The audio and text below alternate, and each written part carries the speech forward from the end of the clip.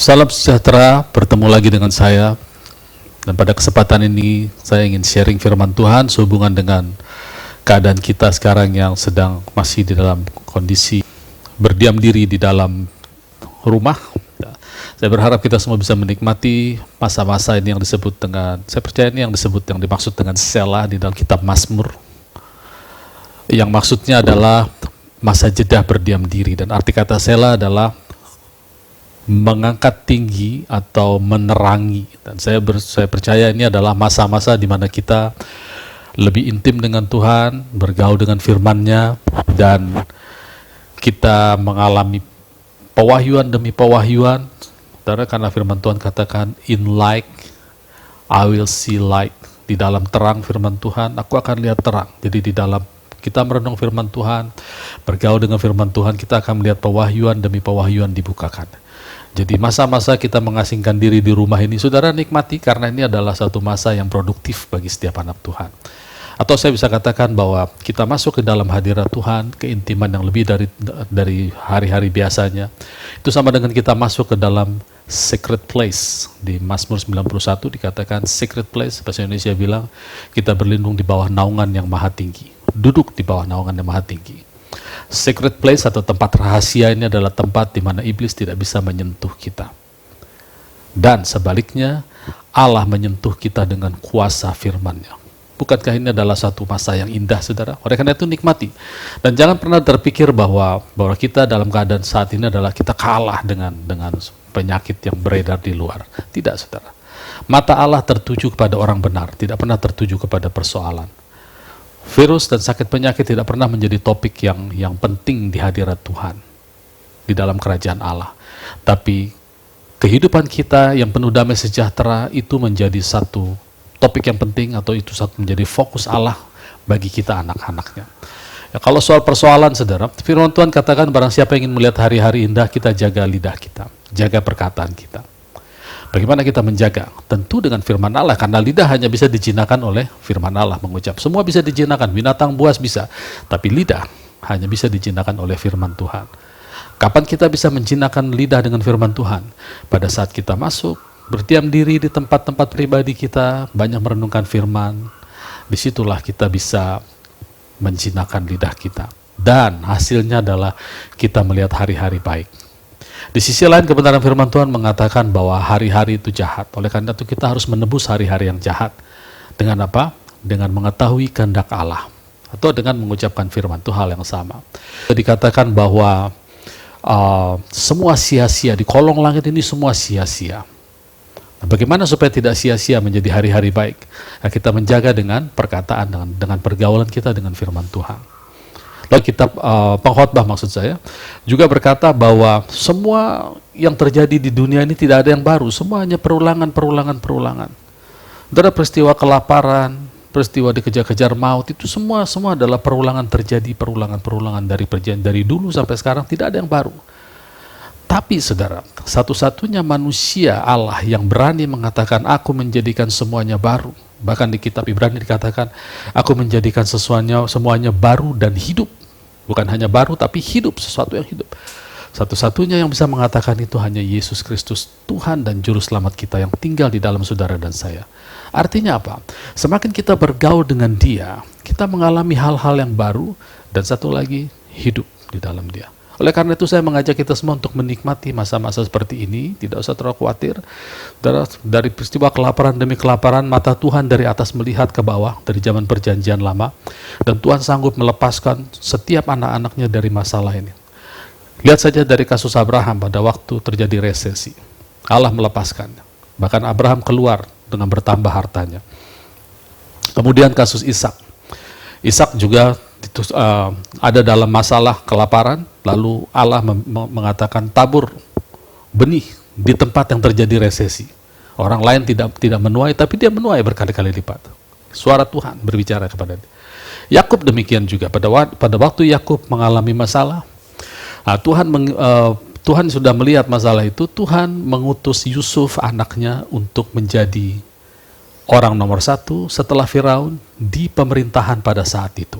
Saudara lihat Tuhan bekerja dengan pemerintahan, pemerintah dari Allah.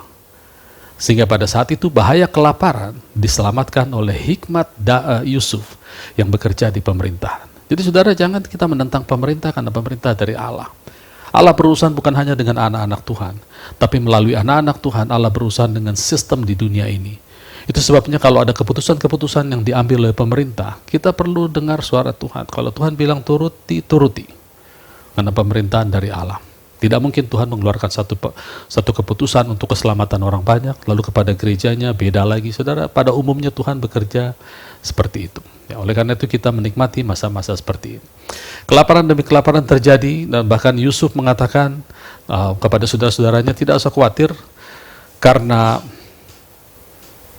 Allah sudah mengutus aku, kata Yusuf, untuk menyelamatkan kamu semua dari bahaya kelaparan ini. Jadi Tuhan sudah melihat semuanya. Dan sekarang kita gereja Tuhan, saudara, kita diangkat bersama-sama dengan Yesus. Efesus 2 ayat 6 mengatakan kita didudukan bersama dengan Kristus Yesus di surga, di atas segala nama, di atas segala pemerintahan, sehingga kita bisa bersama-sama dengan Yesus melihat apa yang terjadi. Bahkan Tuhan Yesus berkata, kalau Roh itu datang, Dia akan memberitahukan kepada kita segala sesuatu di masa depan. Oleh karena itu, sekali lagi saudara, kita harus belajar menikmati duduk di kaki Tuhan, duduk di tempat-tempat yang private untuk kita, lalu menikmati firman Tuhan. Karena saudara, kita akan mengalami hal-hal yang baru dan hidup yang Tuhan Yesus katakan. Hari-hari ini adalah jahat, tapi Tuhan menjanjikan kita bisa melihat hari-hari baik, dan mata Tuhan tertuju kepada kita. Demikian juga saudara dengan peristiwa bagaimana anak-anak Tuhan di perjanjian lama dikejar-kejar oleh maut. Kita ambil contoh, salah satunya adalah Daud. Daud adalah orang yang diurapi oleh Tuhan. Dan dia diancam akan dibunuh oleh Saul yang adalah Raja Israel yang tadinya diurapi Tuhan. Lalu karena dua kesalahan fatal yang dilakukan Saul, maka Allah mengatakan dia menarik dirinya dari Saul dan dia mengurapi Daud. Jadi sekarang Daud yang diurapi dikejar oleh Raja Saul yang tidak diurapi. Daud lari. Bukan karena penakut, dia mau dibunuh, dia lari. Nah sekarang saudara jangan lihat larinya, tapi bagaimana kita melihat mata Tuhan tertuju kepada orang benar. Dalam pelarian pun Allah menyertai Daud. Dan sikap Daud yang kita bisa contoh di sini adalah selalu bertanya sama Tuhan. Kalau dia mau berperang, Tuhan akan kuserangkah kota ini, akan kuserangkah, akan menangkah aku, akan kau beri kemenangan ke aku. Tuhan jawab ya, dia maju. Ada satu contoh pada waktu dia ingin membela satu kota yang disebut Kehila. Kehila akan diserang oleh orang Filistin. Lalu Daud bilang gini, Tuhan, aku bantukah Kehila, menangkah aku? Tuhan bilang maju, kau akan menang. Lalu anak buahnya yang terdiri dari orang-orang sakit hati, orang-orang yang dikejar hutang piutang, orang-orang yang frustasi, katakanlah orang-orang yang anak-anak jalanan begitu, yang dia pimpin sekitar 400 orang begitu, itu bilang begini sama Daud, sudahlah jangan bikin masalah lagi, nanti kita kalah. Terus Daud bilang begini, Tuhan, majukah aku? Lalu Tuhan bilang maju. Kemudian Daud bilang sama timnya, sama anggota yang dia pimpin, dia katakan kita maju. Dan mereka menang.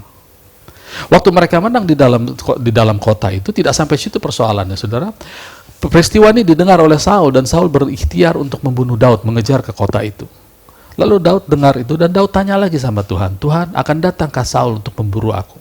Tuhan bilang ya. Lalu akan diserahkan ke aku oleh orang Kehila kepada Saul? Tuhan bilang ya. Nah, Daud tidak tanya-tanya lagi, dia keluar lari, sehingga pada waktu Saul sampai di kota itu, Daud sudah tidak ada. Saudara lihat, semua tidak ada yang baru. Saudara. Bahwa peristiwa kita menghindari malapetaka itu adalah hal yang biasa.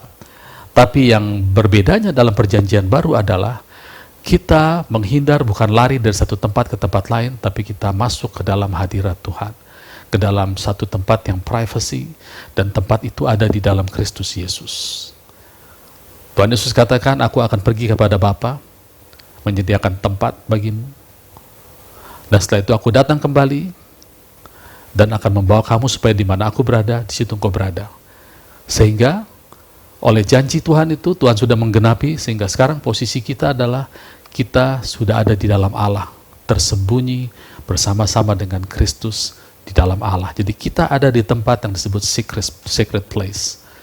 Nah, sekarang pada saat kita diminta oleh pemerintah untuk berdiam diri dalam rumah, bangun kesadaran kita bahwa kita sudah ada di dalam Allah bersama-sama dengan Kristus. Tinggal fokus mata kita tertuju kepada firman Tuhan, karena kita tahu Allah tertuju kepada kita orang benar. Saudara, Tuhan sudah menjadikan Kristus atau roh itu, yang ada di dalam kita, Roh Kudus yang dalam kita, itu dijadikan oleh Allah sebagai hikmat. Untuk apa, saudara? Untuk kita memerintah. Karena arti kata hikmat atau Amsal, kitab Amsal atau hikmat, itu artinya adalah to rule atau memerintah.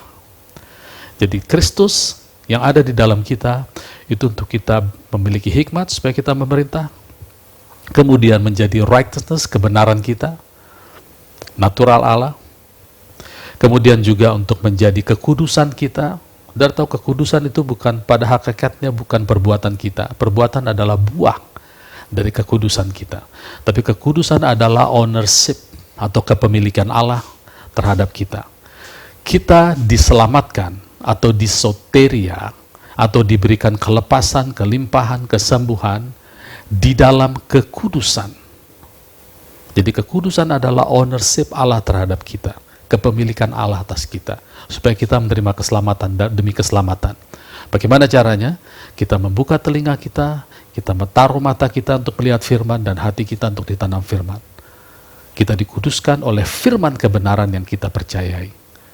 Yang terakhir adalah redemption. Ada banyak waktu yang hilang, tapi Tuhan bisa mengembalikan itu berkali-kali lipat. Jadi Kristus yang adalah kehidupan kita, itu adalah hikmat kita untuk memerintah, itu adalah kebenaran kita untuk berjalan dalam natural Allah, kemudian kekudusan kita sebagai tanda bahwa kita adalah milik Allah untuk menerima keselamatan demi keselamatan. Itu sebabnya firman Tuhan katakan, terimalah firman dengan lemah lembut, di hati yang lemah lembut, yang berkuasa menyelamatkan jiwamu setiap hari. Dan terakhir adalah redemption. Oleh karena itu, saudara, nikmati masa-masa kita berdiam diri ini, saudara. Nah, saya mau melanjutkan cerita bagaimana anak-anak Tuhan pun pernah dikejar pembunuhan. Daud pada saat itu dikejar, akan dibunuh. Lalu ada satu kisah juga di dalam kisah pelarian Daud, pada saat dia bertemu dengan seseorang yang bernama Nabal. Kemudian Daud menjagai Nabal, hamba-hamba Nabal, tapi pada satu ketika Daud membutuhkan kebutuhan logistik bagi orang-orangnya untuk makan dan roti, minum, segala macam. Lalu Daud mengutus orangnya kepada Nabal, mengatakan minta bantuan. Gitu ya. Lalu Nabal bilang begini, siapa Daud itu? Siapa anak Isai itu? Bukan berarti Nabal tidak kenal. Nabal tahu bahwa Daud adalah anak Isai, raja yang melahirkan diri. Dan dia katakan, hari-hari ini banyak orang yang lari dari tuannya. Itu kata Nabal. Haha, saudara familiar dengan olok-olok seperti ini? Hari-hari ini banyak orang yang takut mati. Saudara, kita dikasih hikmat untuk tidak menerjang apapun tanpa suara Tuhan.